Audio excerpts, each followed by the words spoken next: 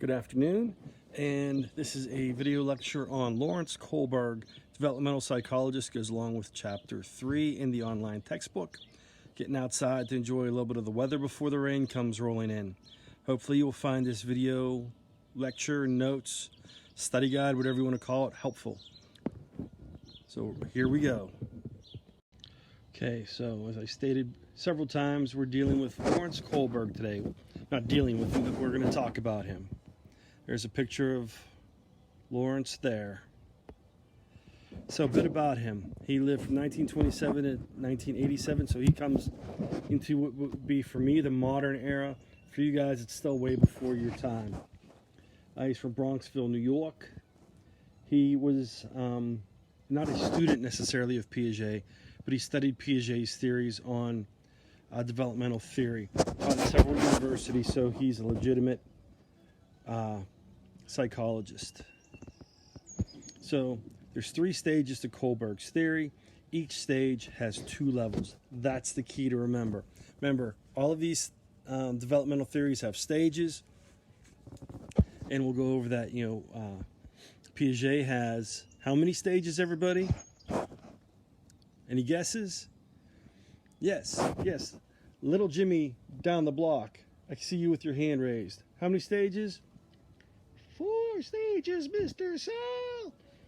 Correct, Jimmy. 4 stages for Piaget. Then we have, trying to think, Erikson. Erikson has a bunch of stages. How many stages does Erikson have?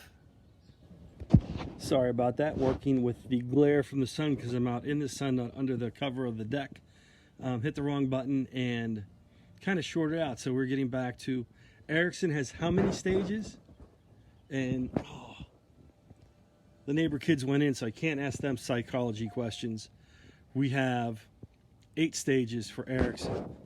So Piaget with 4, Erikson with 8. Kohlberg 3 stages, but each stage has 2 levels.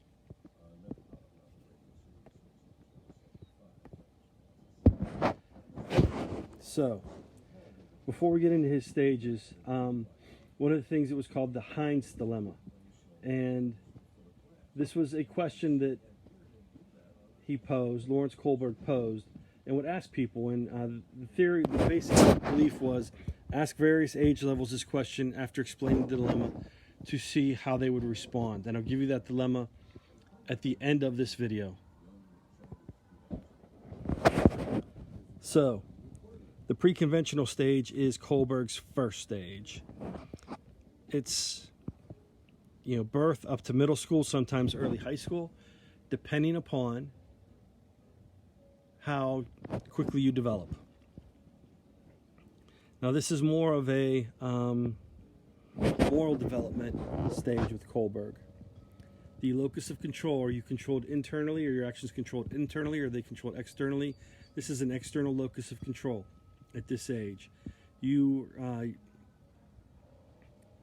do what's best for yourself. People do what's best for themselves at this age, but they do that by listening to others. There's an external locus of control. The first stage is obedience to authority. I'm going to zoom in here for a second for you guys. Obedience to authority.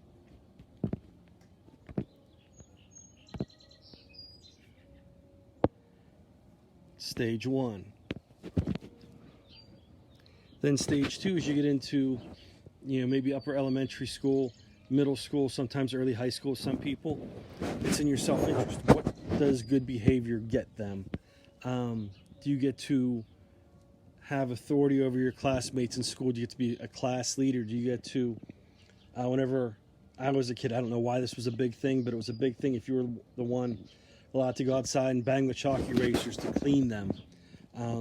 Got you dusty, made you sneeze, made you cough, but that was a big thing. So stage 2, it's self-interest, but what does good behavior get you? So you're doing what's best for you, but you're getting something in return. So that's where stage 2 lines up in this first group.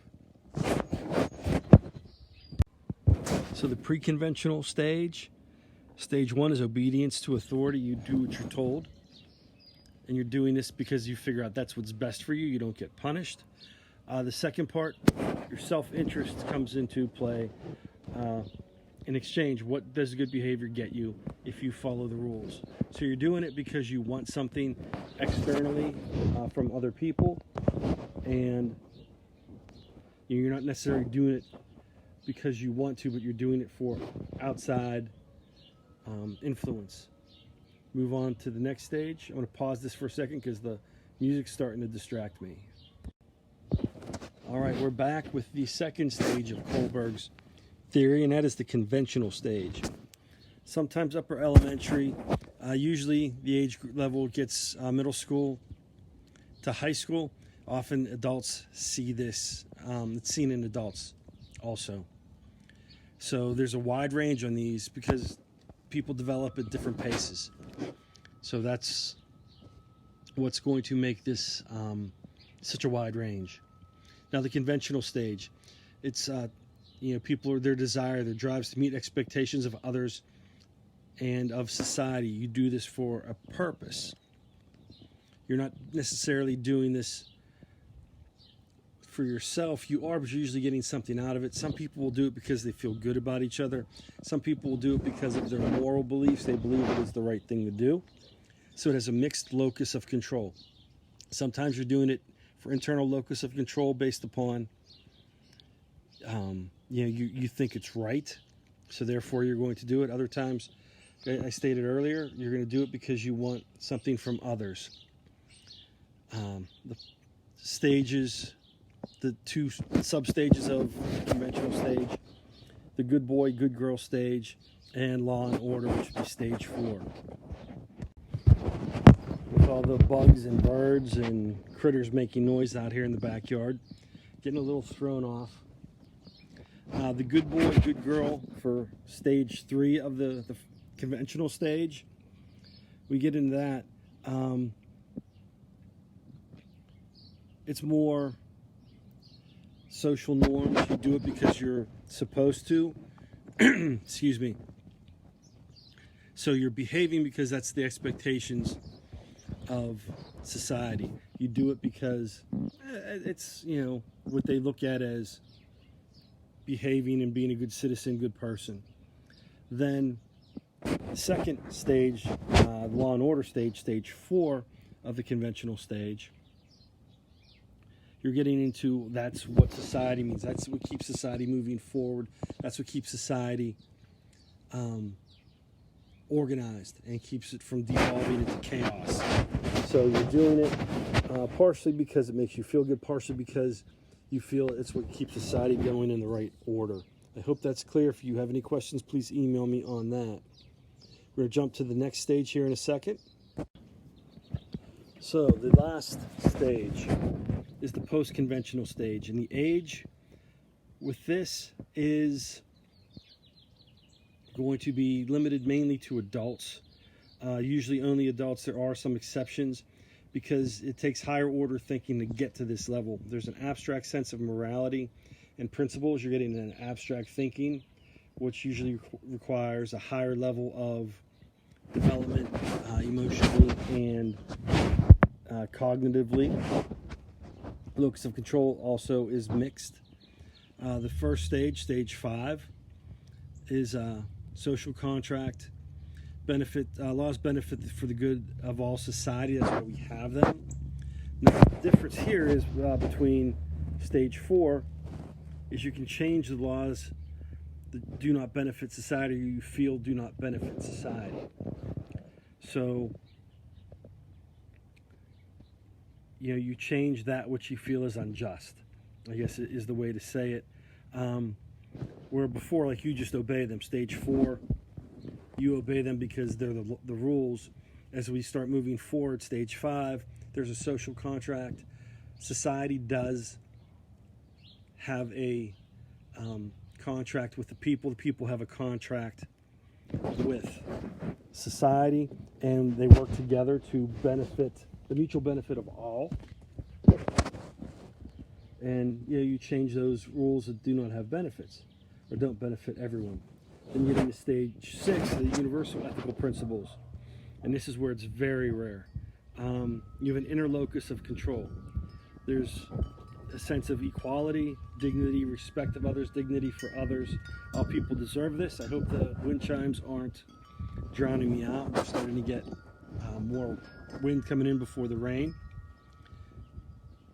And at this level, you still try and change rules that you feel are unjust, but you're also willing to violate those rules in the name of benefiting society and changing the rules. So you're actually willing to break rules you feel are unjust, and you're willing to push for change for the better. And we're stage 5, it's splitting hairs maybe, where it says change the rules, but stage 6 you're willing to violate those rules if changes aren't made. And that's where there are big arguments in society. Even today, going on with the crises and stuff, there's debates going back and forth as to how much play, how much authority government has. So that's where we get into these stage 4, 5, and 6 of the various, 3 bulk stages. The conventional, we have the post-conventional. So we're sliding around, hope I don't make you dizzy. The conventional stage and the pre-conventional stage. Those 3, each one has 2 levels. Jump into the criticisms. One of the big criticisms of Kohlberg was he only studied males, which skews results because there is a difference in gender and how the different genders perceive society. Other things that they criticized him about, the inconsistencies, as I try and speak clearly here. Different cultures progress at different rates, both within the United States, internationally. Different ethnic groups, different, depending on where you grow up. Are you urban? Are you country? Are you suburban? Your family lifestyles. There's so many variables that go into this. So it's hard to give these age ranges, and that's why they're so wide with the range for each of these levels. Also, one of the big criticisms, people act in conflict with morals due to self-interest. What has more authority? Your moral beliefs or something that's going to benefit you? Will you break the rules because it benefits you, or will you hold to the rules because of what you believe personally?